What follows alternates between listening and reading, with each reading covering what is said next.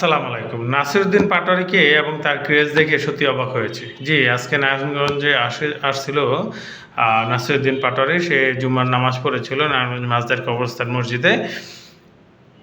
এখানে একটা বিরাট অংশের যারা বয়স হয়তো ১৬, হয়তো ২০, হয়তো ২৪, ২৫, ২৬ বা ৩০-এর মধ্যে বলা যায়, অর্থাৎ ১৬ থেকে ধরেন যে ৩০-এর মধ্যে একটা বিরাট অংশের ছেলেরা ছিল, যেটা দেখে সত্যি অবাক লেগেছে এই কারণে যে তারা ইন্টারেস্টেড হচ্ছে, তারা প্রতিনিয়ত ইন্টারেস্টেড হচ্ছে, অর্থাৎ এই এইজের মানুষগুলা পলিটিক্সের প্রতি, নাসিরউদ্দিন পাটোয়ারি, হাসনাত আবদুল্লাহ, তাদেরকে দেখে পলিটিক্সের প্রতি ইন্টারেস্ট হচ্ছে। আর যারা পলিটিক্সের প্রতি ইন্টারেস্টেড থাকবে তারা বুঝতেই তো পারেন যে তারা দেশের ব্যাপারে চিন্তা ভাবনা করবে, দেশের এগিয়ে নেওয়া যায় কীভাবে, সেই ধরনের চিন্তা ভাবনা করবে।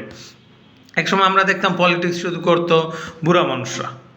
জি, বুড়া মানুষরাই নেতৃত্ব দিত, কিন্তু এখন যেহেতু এনসিপি একটা চমৎকার দৃষ্টান্ত আমাদের সামনে নিয়ে এসেছে, তাদের নেতৃত্বে একটা বড় সফলতা পেয়েছে, তাদের নেতৃত্বে বাংলাদেশে একটা ব্যাপক পরিবর্তন এসেছে। ইয়াং জেনারেশনের নেতৃত্ব কতটা গুরুত্বপূর্ণ তা আমাদের বুঝিয়েছে। সেই হিসাবে আমরা দেখতে পাচ্ছি যে ইয়াংরা পলিটিক্সের প্রতি ইন্টারেস্টেড হচ্ছে। এটা কিন্তু বাংলাদেশের জন্য খুবই একটা ভালো গুড সাইন। তো আশা করি এই ধারাবাহিকতা থাকবে। মানুষ ইয়াং যারা আছে তারা এই এনসিপিকে দেখে বা অন্যান্য দলের, ছাত্রদল হোক বা অন্যান্য দলের মানুষদেরকে দেখে আরও বেশি ইন্টারেস্টেড হবে রাজনীতির প্রতি। আসসালামু আলাইকুম।